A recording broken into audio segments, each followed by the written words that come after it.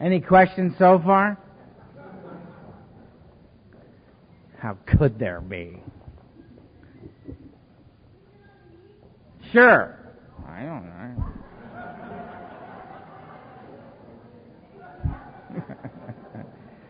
Ask It basket. That's what we need. We have one.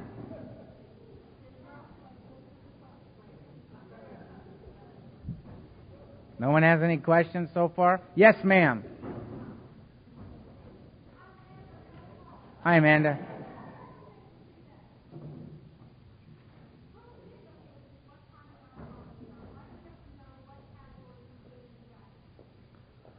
The question is, who gives a hoot what kind of alcoholic we are? Why should we have to fit into any particular category? Excellent question. Seconded by this woman over here. Yes. And I agree with you. You know, all that stuff is in the beginning, I think, is people can say, oh, well, I identify with that, or identify with that a little bit, or identify with that. And it just allows you to move on. You know, you'll hear people in meetings say, oh, hi, my name's, Bob, I'm a real alcoholic, or,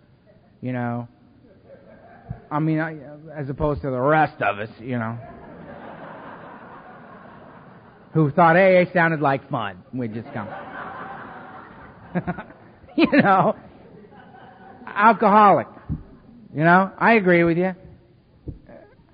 We can't point to anybody else and say, I'm an alcoholic. Well, actually, in a meeting I did here one time, it was one of the greatest things I ever saw in an AA meeting. It was at my home group on a Monday night, and they asked for anybody that's new, just stand and give us your name and the nature of the disease so we can get to know you better at the break, right? And at my meeting, we actually do that, right? And this guy anybody new, and this hand goes up, and this guy stands up. My name is Claude, and I'm an alcoholic. And he goes, and so's that guy over there.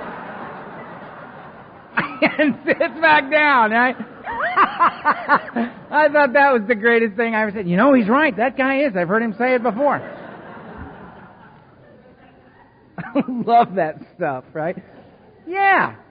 It's just stuff that you can go, yeah, well, that's me. Carry on. I'm an alcoholic. Who identifies me as an alcoholic is me. Nobody else. You, nobody else. What we identify with, how we come to that, it's how we come to that. A lot of us knew it before we got here. It's amazing for me, because I'm a low bottom, damn near dead drunk when I got here. I mean, I got here and went, yep, that's me, yep, that's me, yep, that's me, yep, that's, you know what I mean? There's no question. It's amazing to me, because it's outside my own experience, but I see it happen, are the ones that come to AA that aren't convinced, have somehow gotten here not yet convinced that this is where they need to be. It must have something to do with the amount of education that's gone on in our communities over the last 25 years, that they find their way in here. Or they got the nudge from the judge, you know what I mean, or a family member's forced them in, or, they're here under threat of some terrible event, And they go through this process and discover that they are. It's just amazing to me to watch that happen. I love watching that happen. It happened to a guy I'm sponsoring right now. Let's see, he's got to have about 57 days now. Yeah, 57 days. He's very funny, too. We were at a meeting. The last meeting I was at with him, he had 51 days, and there was a guy who'd shared right before him who had 41 days. So he had 10 days more than this guy. So the guy's sharing about, his plight as a recovering alcoholic at 41 days, right? And the guy's going through a lot. And my guy raises his hand, Dave, alcoholic, and he looks at the other guy and he goes, and I got 51 days, and brother, I got to tell you, I've been there. Yeah, last week. You were there. Oh, God, we're classic, aren't we? So, did I help with the question? Thank you. We all right over here? All right. Good. Any more questions? We've covered so much already. All right. Step 3. Made a decision. Right? To turn my will and my life over to the care of God. I mean, to keep this one simple, for me, some people apparently have no problem with this step. They come in with a significant spiritual life in place. It's odd that the normie thinks, how can you be an alcoholic and have a spiritual life at the same time? Easy. you have a profound faith in God, and you drink uncontrollably. That's how you do that. That's how that happens. But the third step for me was very scary. This was a very scary step because I knew going into this process that my life was on the line. I knew that I was in the last house on the block. I knew that if this didn't work for me, I was a dead man. I knew that there wasn't another game that I was going to get in that was going to help me with this. This was going to have to work or I was screwed. Because I was so angry at God when I got here, what the third step meant to me was I going to become willing to turn my will and my life over to the care of a God I was incredibly angry at? Was I willing to turn my will and my life over to the care of a God I saw as an unjust and unforgiving God? Was I willing to turn my will and my life over to the care of a God I may or may not understand, I may or may not believe in, that this is all up for grabs, this unseen, unknown, untouchable presence, this experience where I had yet to meet the individual who could tell me about the face of God.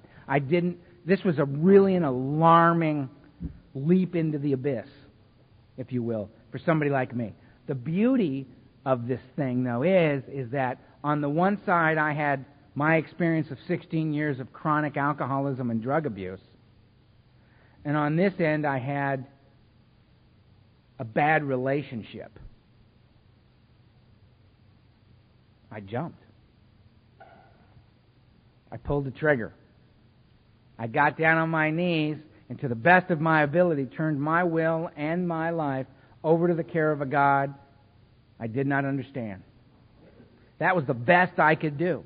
The best I could do is, I don't understand. If this God thing, if this is what I must seek to relieve me of these problems, how can this be the same God that I've had these other, right? There was so much self inflicted upon this relationship. There was so much willful behavior inflicted upon this relationship. There was so much dogma that was in my head that I was inflicting this relationship with that I couldn't see it for what it was. It was so befuddled and enmeshed. I couldn't just let it be what it was.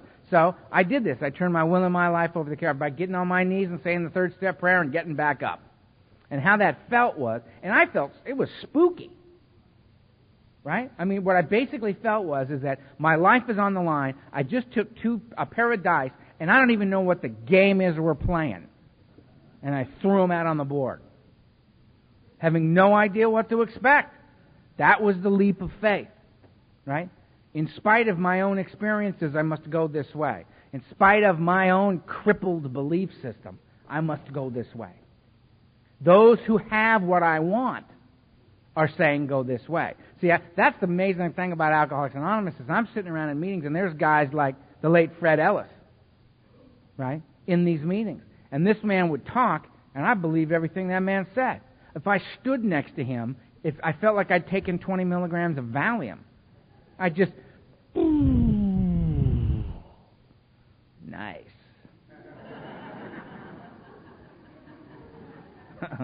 Fred makes me feel good. Now, I was too afraid to talk to Fred, right? So at the Thursday night beginner's workshop in Brentwood, California, Fred was always there. At the end of the meeting, Fred would stand up, like right over here by the podium, and guys would come up and talk to Fred. Guys he sponsored would check in with him and ask questions, and Fred would share his experience, strength, and hope with them. And I would stand behind Fred and burglarize their conversation. Right? I did this for many, many weeks. And then one day, Fred was talking to these guys, and all of a sudden, Fred turned around and went, "Hi, Earl, how are you?" Stuck out his hand, and I went, "Huh!" Paralyzed. My God, he knows my name, which was entirely too close a relationship for me in early sobriety. Right? And there he was. And hi, got to go now. Run home, pace. Jesus Christ, Fred knows my name.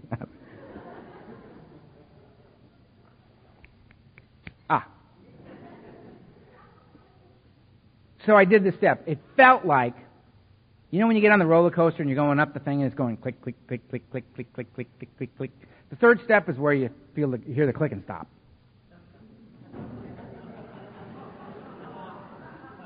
It's like, well, buckle your seatbelt. Here we go. You're on the ride now, pal.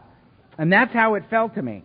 It felt to me because as soon as I did it, it felt a little spooky. It felt like, wow, man, I really did that. I did that as well as I could do it at that time. And I got back in my seat in the book. And basically the book says at that point, we were hoping you're serious about what you just did. It's like, oh, God, now you tell me. Couldn't you said, you better be serious before you do this, right?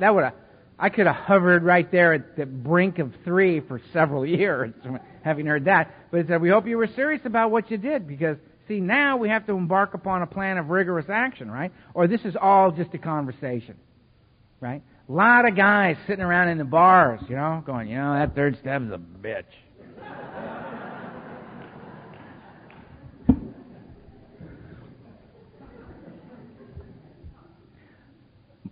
Anybody in here ever heard of a guy named Mike Ross? It's apparent I need to tell you about Mike Ross. Now, one hand went up. Mike Ross was bigger than life in every respect. Big man. I think when I got sober, Mike must have had, I don't know, like 1,100 years of sobriety. He'd been sober forever. He was this old guy, gruff man. And we used to love the guy. My friend Christopher and I, we would go to this one meeting where Mike always went. And if you didn't have 10 years, he wouldn't even talk to you. You know what I mean? Because he figured you could die at any moment. There's no point in investing any time in you. I mean, he's just this hard-edged guy, right? But what we didn't care. You know what I mean? What we loved about the guy was what he shared in meetings and the way he would say goodnight. Because, I mean, every time you'd see Mike and he'd be walking off towards the door to leave, and we'd be behind him and we'd go, "Good night, Mike."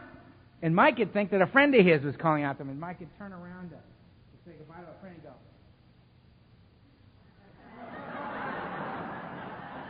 he'd just dismiss us. You're not even worth saying goodnight to. We only had like 8 years, Guy was hysterical, but he saved my life more than one time.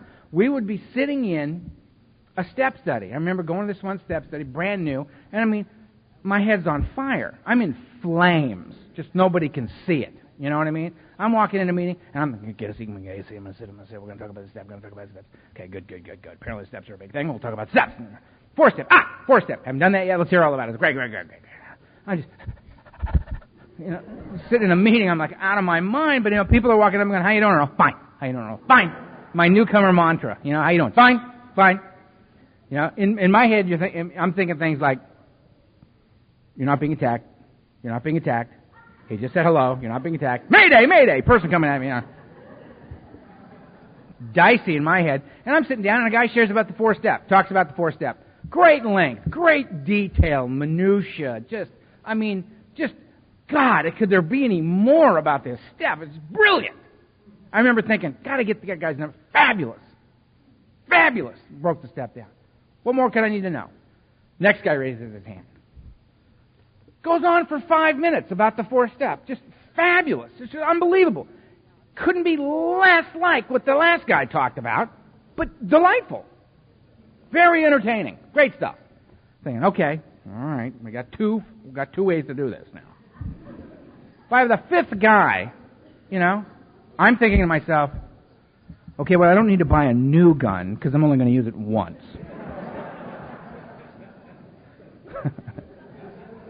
I'm ready. This is it. I can't do this. And all of a sudden in the back, a big mitt goes up in the air. And the guy calls and I hear, "Mike Alcoholic." Here comes Mike Ross, right? And he goes like this. And I go, "Jeez, maybe he knows, an old guy." You know what I mean? I turn around and I see this go up. It goes like this. "I got to ask, has anybody in here read this?" And I just went, thank God for this guy, right? And he just basically says, when you do your 4-step is when you're done with the 3rd. I got that. That sounds good to me. He made it very clear. When should I do my 4-step? Did you do the 3rd? Yep. Get on it. Make a list. I said, "Oh, okay. The guy just had a way of, it's just, don't want to go round and round and round, want to move, want to carry through this process. Because here's the thing about this whole thing. You are not going to get this right, according to Mike, in your first pass.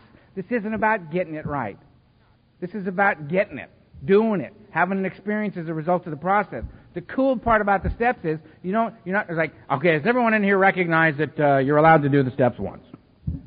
We don't allow you to do it any more than one time. So you better get it right the first time. If you don't, you're screwed. You will be relegated to the half measures room. And there you must stay until one day, mercifully, you just drink. No. If I do the steps to the best of my ability, I'm doing something. I'm taking an action. As a result of the action, an experience comes. As a result of the experience, I change. So that when I come back to step one, I'm looking at it from a different perspective. It's a new step. Right? I remember going into a meeting. I was 11 years sober, and there's a guy. I was meeting this woman at this meeting, and I go in there. I'm not going to a meeting. I'm going to meet her. Right? And I slide in, and right before the meeting starts, and there's one seat. She's got a seat for me in the front row. Oh, good. All right. Now, the front row is 6 feet from the speaker. Because it's just a table, a fold-down table, and there's the leader and the speaker sitting there. And this guy, Jack, is going to talk on step 1 for 20 minutes. Oh, Christ. And I'm in the front row, and I can't just go, can't hang with you, Jack, and run out the door. You know what I mean? I'm stuck. I'm going to have to sit and listen. Now, I got 11 years sobriety at this time, right? You can't tell me a thing about step 1. I have done step 1. It's done. Put it to bed. Case closed. 100% done. Step 1. You're not gonna. I don't want. This is hell. I'm in hell. I got to listen to this guy go on about step 1. Well, it turns out the guy was Jack Prose, who had 43 years of sobriety at the time. He talked for 20 minutes on step 1 and blew the top of my head off. He was talking about concepts and ideas and a level of awareness that had never even occurred to me before. Just talking about the steps, just kind of tripping on where he was at with it, right? And when the meeting was over, I looked at my friend and she said, well, what step are you on? I went, well, 1. Apparently I'm on step 1. And the cool thing about AA is that if you hang around here and actually pay attention, that's going to happen all the time. All the time. I thought I was very cool with God till a woman, I was about 16 years sober, and a woman with 2.5 years got up at the podium, started to talk about her relationship with God. Blew my mind. It was great.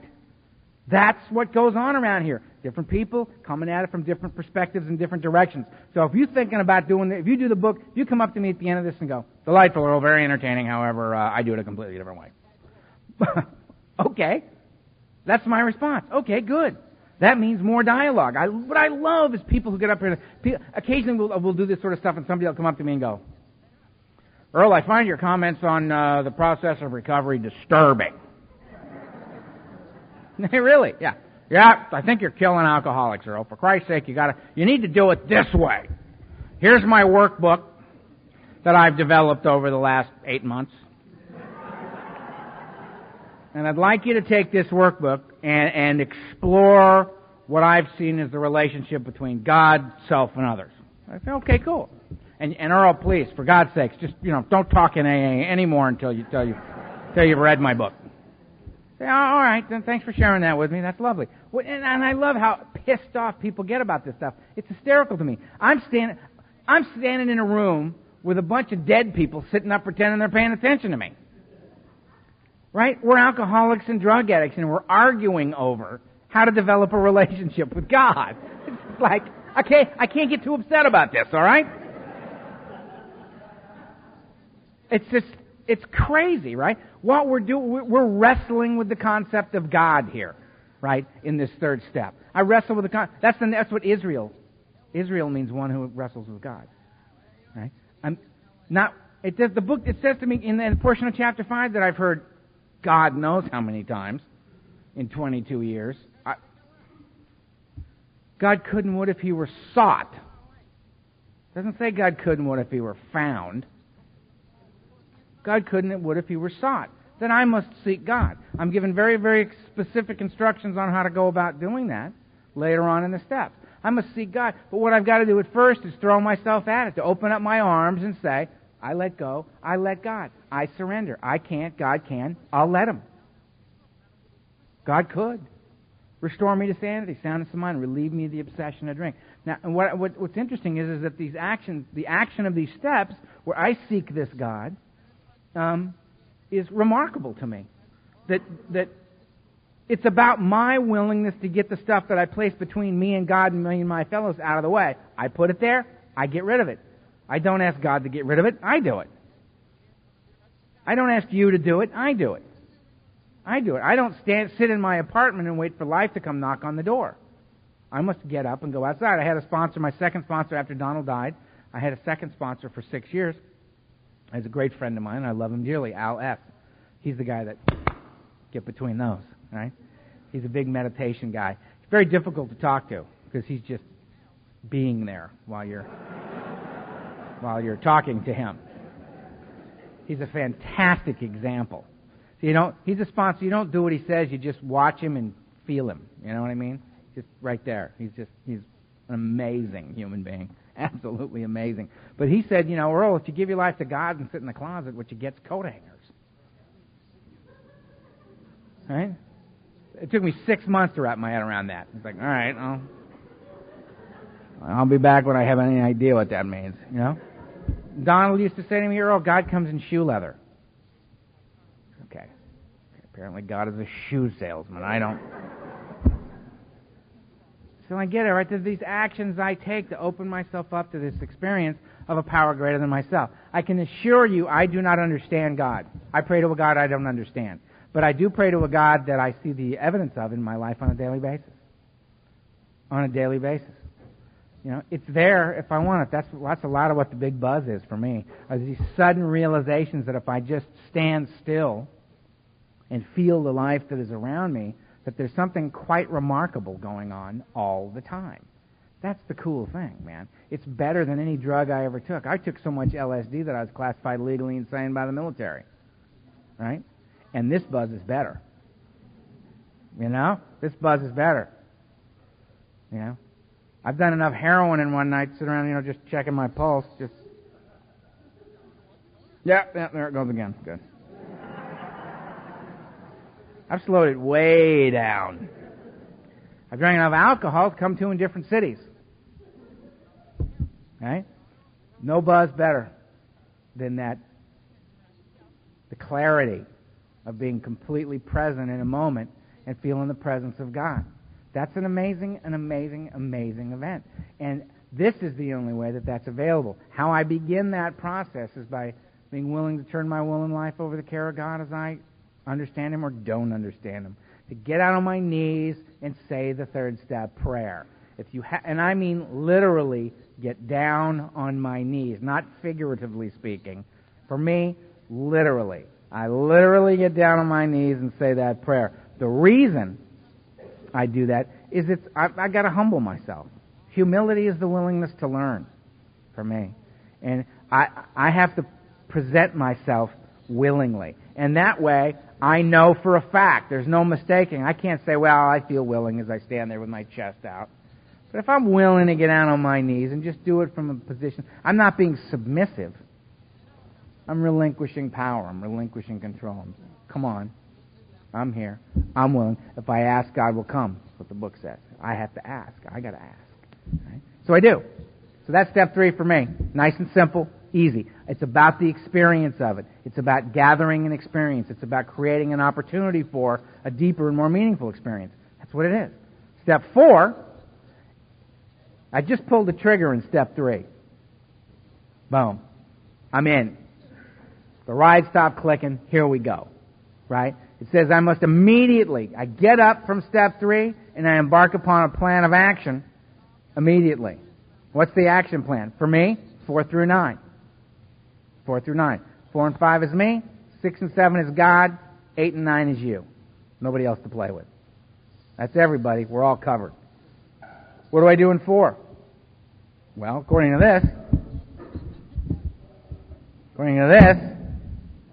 I do a resentment inventory, a fear inventory, and a sex inventory. Why do I do it on those 3 things? Because if you want to see where I can leave the playing field, those are 3 pretty good areas to take a look at. We're going to see a pattern develop here that a blind man could see. All right? then that's why I do it. And I just do it out of the book. I do a resentment inventory, right? I do it in 4 columns. There are those that'll tell you it's 3 columns. There are those that'll tell you there's 4 columns, but 3 of the columns are broken down into 4 specific areas. There are others that will tell you that there are 2 columns that are broken down into 1 into 3 areas and 1 into 2. There's others that will say, we do it in black and white, so when you do your 4th column, we suggest you use these 4 things and write a sentence detailing specifically how those things have come into being. To all of this I say, okay.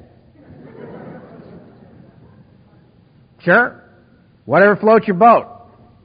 Whatever you can look at and go, well, that makes sense to me. I can see that. Great. Then dive into that. Just do it. Just do it. First inventory I did, I went to my sponsor, who was not a big book guy. Donald wasn't a big book guy. He used to rant and rave at us. He called us little book thumpers. You little book thumpers. He goes, before there was a book, there was one alcoholic down in the dirt sharing his experience, strength, and hope with another alcoholic. Well, that's true. We're going back to the book now. And you would get into the book. And in my first inventory, I said, what do you want me to do? He said, get rid of the garbage. So I wrote 27 pages of garbage and told him about it. And I got my first direction from my sponsor in AA. My first direction was, we don't kill people here one day at a time. Which I thought was very reasonable, doable, just one day at a time, just today.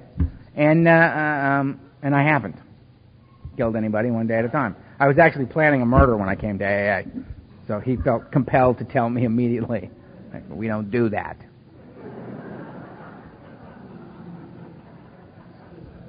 Yeah.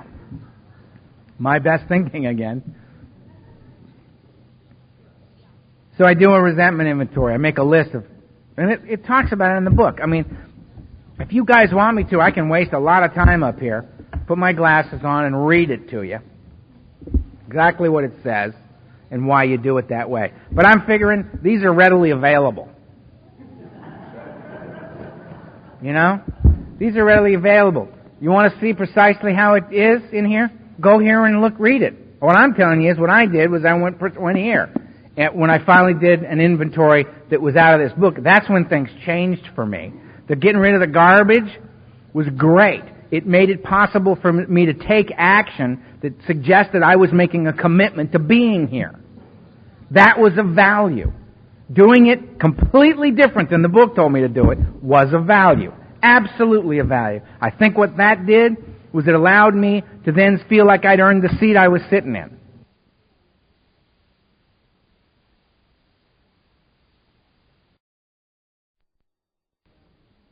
In AA, that I was an active member. I'd written 27 pages of this stuff, down on paper. I was doing something in support of my own life, in support of my own recovery. I wasn't acknowledging that this was my problem. I wasn't acknowledging that this was my solution. I wasn't quietly slipping off the couch to my knees, saying the 3rd step prayer and popping back up. I was actually, at the direction of another human being, my sponsor, writing down all my secrets, all the stuff I was going to my grave with. It was really, really valuable. Did it change my life? Yeah. Did doing out of the book have a more profound effect on my life than that? Yeah. Much more so. Much more so. Because I was able, in this inventory out of the book, to see the pattern of behavior in my life. When I looked at my inventory, when I looked at my side of the street, when I looked at how resentment, fear, my sexual behavior was isolating me in the world, when you looked at my whole inventory, I saw one word: powerlessness. A powerlessness to be effective in the world. Powerlessness in terms of my own individual well-being. Powerlessness in terms of my relationships with other people.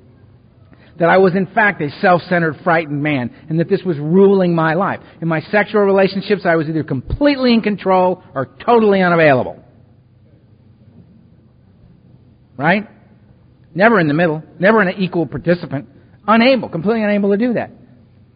My relationship with God, I already told you about that. That wasn't doing so well. Relationship with self, filled with self-loathing. All of my relationships were just in the trash can. This was a painful experience. I listed my resentments. I listed the individuals that I resented. I listed the institutions that I resented. I listed the principles that I had great objection to. You know? Loving and being loved. Being on time. Being accountable for my actions.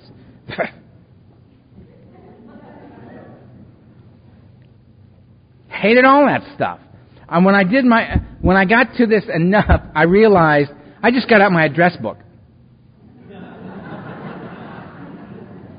Because it basically got down to, because the question I ask myself when doing an inventory is, how free do you want to be? How free do you want to be? When that thing goes by and you go, well, not really, right? Well, if it floated by, write it down. We can discuss it later, whether or not it's pertinent, right? And people always ask me, Earl, can you have a resentment in your life that you have no part in?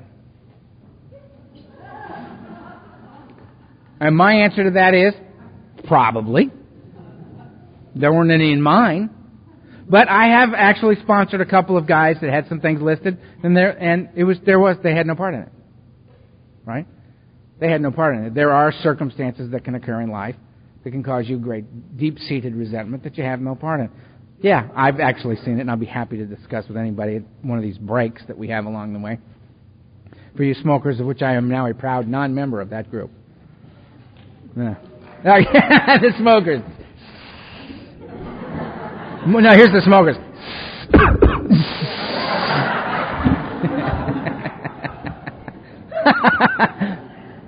Anyway. So you do the inventory, right? I list my resentments. I resent my father. Column 2, why do I resent him? What's my specific resentment against my father? Well, I got 54 resentments against my father. Right? 54. List them. 1A, 1B, 1C, 1D, or 1, 1, 1, 2, 1, 3, 1, 4, 1, 157. 1-57. I got 57 resentments against my father. Specifically. What areas of my life are affected by this? I use the 7 things that I was taught to come up in the book. Affects my personal relations, sexual relations, pride, self-esteem, security, ambition, and pocketbook. Yeah, that's 7. Right? I list any or all of those that are affected as a result of this specific relationship. What's my part in it? List 4 things in the book. Selfish, dishonest, self-seeking, pride, and what are these things that are in the book? And specifically, how did this come about in my life? Next. Now, other guys break it down way more than that.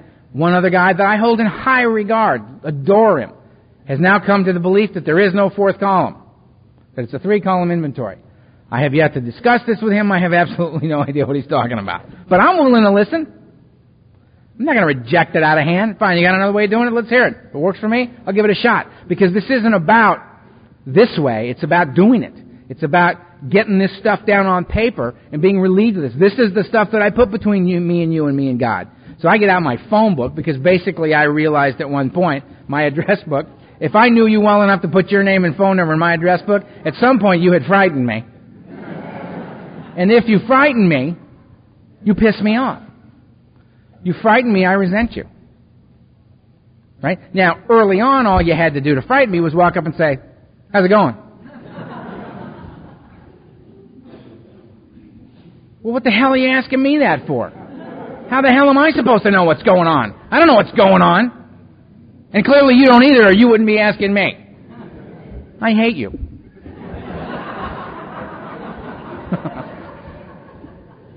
This is all entirely too much work talking to you. I don't want... Resentment. Write them down. I had Thomas Jefferson on my inventory. Have you ever read this guy's life story? The stuff that he did? Who could live up to this? Hated that man. Institutions, groups of people. See, this is, and what you write down, it doesn't have to look good. You don't have to say, oh, well, I don't really like that I feel that way. Write it down. That's your best way out of it. Right? You may discover that you're a bigot, a racist, a liar, a thief. You may discover that you're all of them and that you don't like that about you. Maybe those lessons your daddy taught you are not lessons you should have embraced or cared to embrace. And you've gotten to a point where to be who you really are, which is not a racist, not a bigot, not a thief, not a liar, that you can, that the ills of your father, that you can say, no, this is not who I am. I disagree with this. That you can get to a place in order to save your own life where you can make your own father wrong. Not easy to do for a lot of us. But we get there in this process. If we write it down and see the pattern of your own life, see it right there. I resent this stuff, right? Fear inventory. What am I afraid of? Fear of flying. Why? Because I crashed. Right? It's not a what do they call it when it's just, it's not a phobia. Thank you. He gets an extra bagel. It's not a phobia. It's based on my experience, right? That I'm afraid of flying, right? Well, why am I afraid of crash? And then move through your inventory. Move through. Basically, what I've discovered is I'm afraid of two things. I'm afraid of rejection and I'm afraid of abandonment. That's what I'm afraid of. Pretty much every fear I've got you can put under one category or the other, right?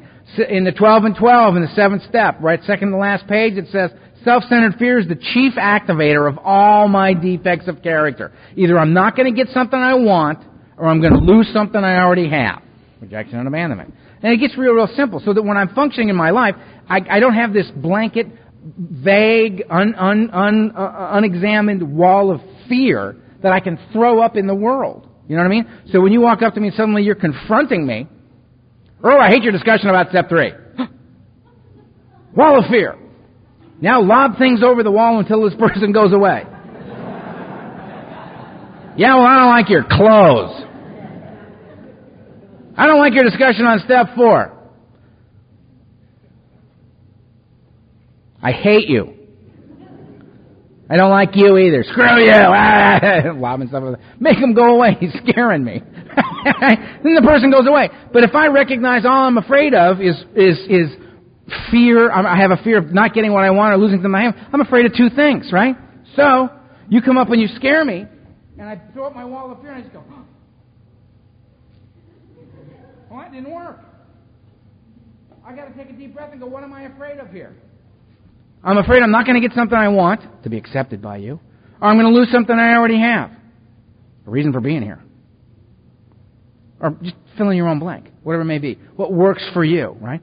And it's just silly. And then you say, I don't like your thing on step 3. And I go, well, you know what? Let me take you back to the room back there. There's a whole bunch of tapes and stuff of other guys back there, some of whom I think are really good at talking about the book. Maybe one of them's got a way of breaking down step 3 or step 4 that you like. May I suggest Joe and Charlie? Right? It's got nothing to do with me. You don't like it? Well, okay. Fine. I personally delight in the way I do this.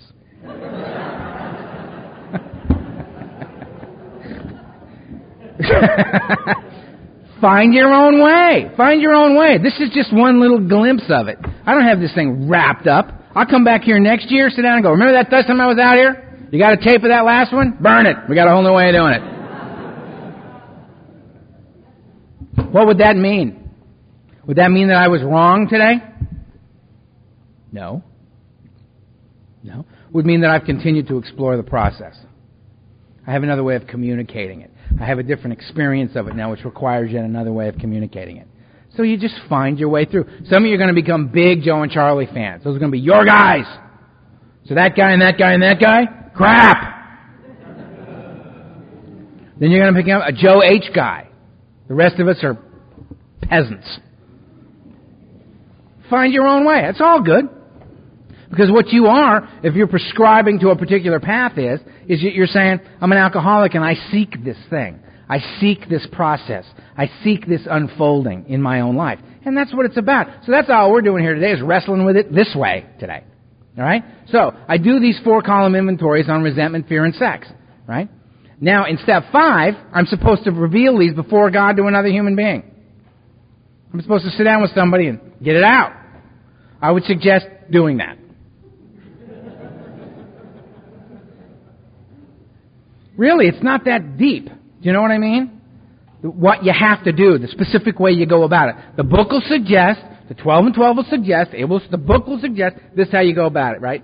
You sit down with somebody, the 12 and 12, Bill talks about all kinds of stuff in the 4th step. He talks about, only thing in the 12 and 12 I disagree on, this is just me. I actually disagree with something he says. He says, well, if you got a bunch of really, really heavy stuff that you read most of it to your sponsor and then you go to another person, there's one paragraph, and talk about the rest of it with somebody else. I don't go for that personally.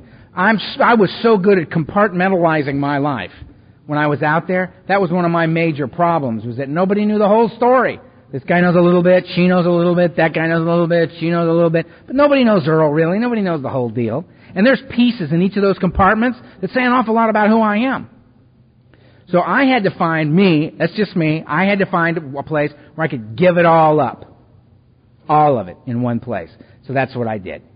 Before God to another human being. And I sat down and I laid out my 4 columns in resentment inventory, and I did it in columns, right? And I read it in rows.